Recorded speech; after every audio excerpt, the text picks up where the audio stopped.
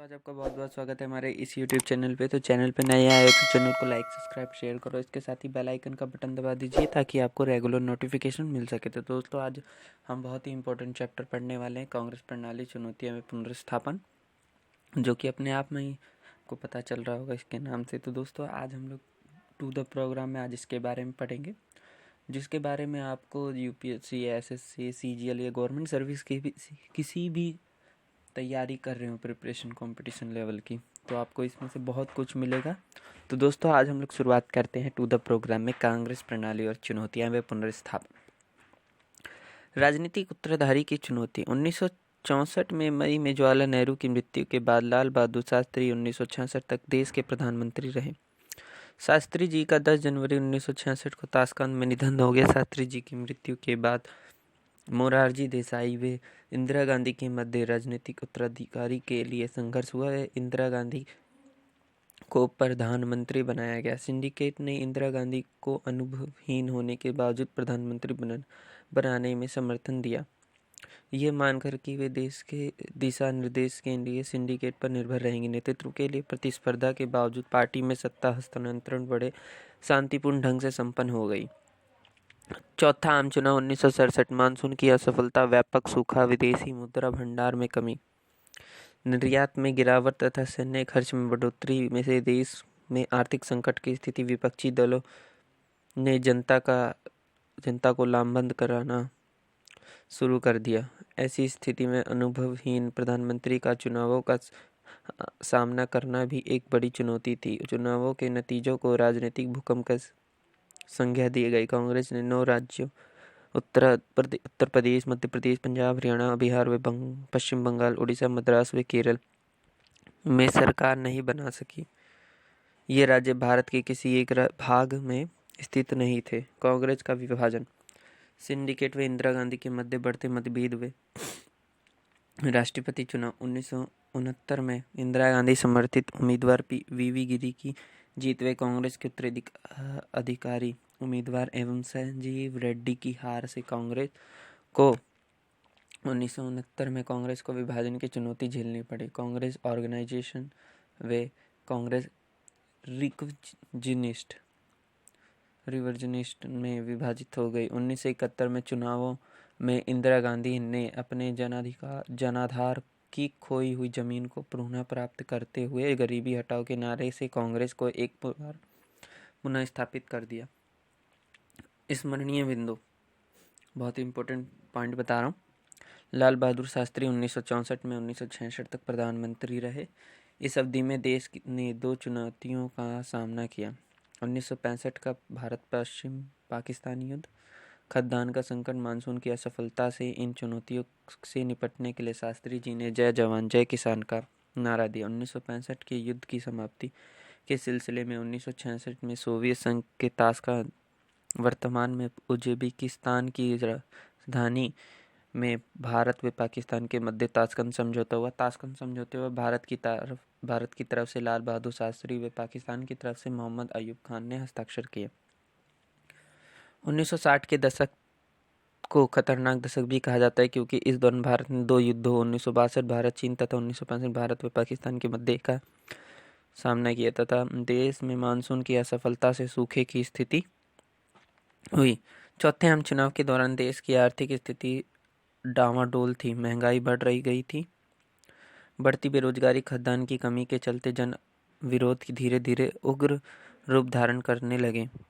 जो दल अपने कार्यक्रम व विचारधाराओं के धरातल पर एक दूसरे से अलग थे, एकजुट हुए थे तथा उन्होंने सीटों के मामलों में चुनावी तालमेल करते हुए एक कांग्रेसी विरोधी मोर्चा बनाया। समाजवादी नेता राम मनोहर लोहिया ने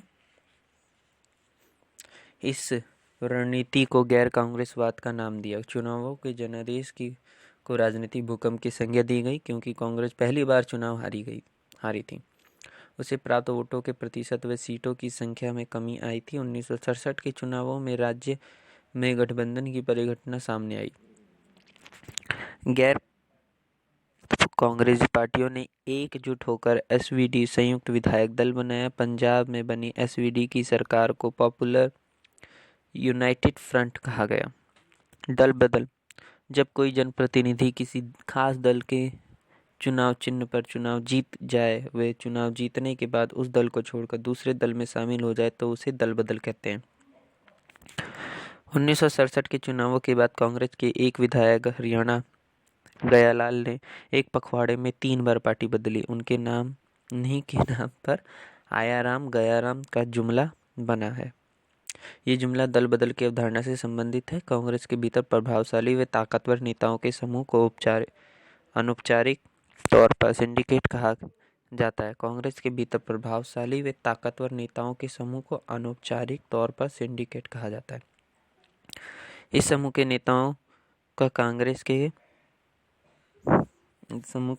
का पार्टी के संगठन पर नियंत्रण था। सिंडिकेट के नेता और राज्य के Kamaraj Madras mid day meal शुरू कराने के लिए प्रसिद्ध, एस के पाटिल बम्बई मुंबई शहर, के एस निजलिंगप्पा मैसूर कर्नाटक, एन संजीव रेड्डी आंध्र प्रदेश, अतुल्य घोष पश्चिम बंगाल।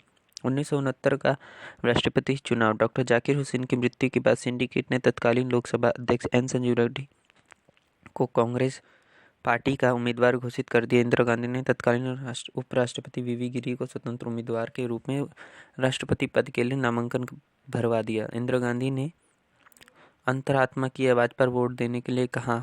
वह वीवी गिरी चुनाव जीत गए। 1969 में राष्ट्रपति पद के लिए चुनावों के बाद कांग्रेस का विभाजन हो गया। सिंडिकेट समर्पित ओ, इंदिरा गांधी समर्पित आर। देशी रियासतों का विलय भारतीय संघ में करने से पहले सरकार ने रियासतों के तत्कालीन शासक परिवार को निश्चित मात्रा में निजी संपदा रखने का अधिकार दिया था। सरकार की तरफ से कुछ विशेष भत्ते देने का भी आश्वासन दिया। ये दोनों निजी संपदा व भत्ते इस बात को आधार मानकर तय की गई कि उस रियासत का विस्तार, राजस्व व क्षमता कितनी है। इस व्यवस्था पर प्रीवी पर्स कहा गया। इसे ही प्रीवी पर्स कहा जाता है। इंदिरा गांधी ने 1967 के चुनावों की खोई जमीन प्राप्त करने के लिए 10 सूत्रीय कार्यक्रम अपनाए। इसमें बैंकों का राष्ट्रीयकरण, खाद्यान्न का सरकारी वितरण, भूमि सुधार आदि शामिल थे। 1971 के चुनाव में गैर साम्यवादी तथा गैर कांग्रेसी विपक्षी पार्टियों ने चुनावी गठबंधन ग्रैंड अलायंस बनाया। इंदिरा गांधी ने सकारात्मक कार्यक्रम रखा, वे गरीबी हटाओ का नारा दिया। इन ग्रैंड अलायंस ने इंदिरा हटाओ का नारा दिया। इंदिरा गांधी ने प्रीवी पर्स को समाप्त कर चुनाव अभियान में जोर दिया। चुनाव परिणाम कांग्रेस आर और व सीपीआई 375 सीट, गठबंधन 352, Congress R plus 23, communist party Congress O 16 सीटें, ग्रैंड अलायंस 40 से भी कम सीटें। कांग्रेस प्रणाली का पुनर्स्थापन। अब कांग्रेस पूर्ण अपने सर्वोच्च नेता की लोकप्रियता पर आधारित थी। कांग्रेस अब विभिन्न मतों व हितों को एक साथ लेकर चलने वाली पार्टी नहीं थी। यह कुछ सामाजिक वर्गों जैसे गरीब, महिला, दलित, आदिवासी, अल्पसंख्यक पर निर्भर थी। इंदिरा गांधी ने कांग्रेस को पुनर्स्थापित तो कर दिया, परंतु कांग्रेस प्रणाली की प्रकृति को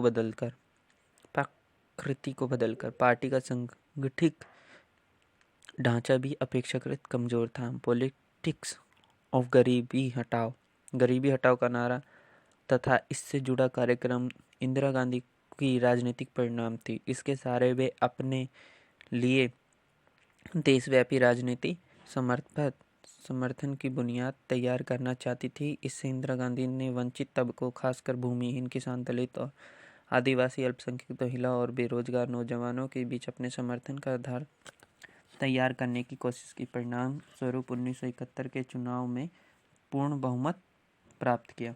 तो दोस्तों, बहुत ही इंटरेस्टिंग और बहुत ही इम्पोर्टेंट चैप्टर आज हमने बताया है आपको। तो टू द प्रोग्राम में मैं बस इतना ही।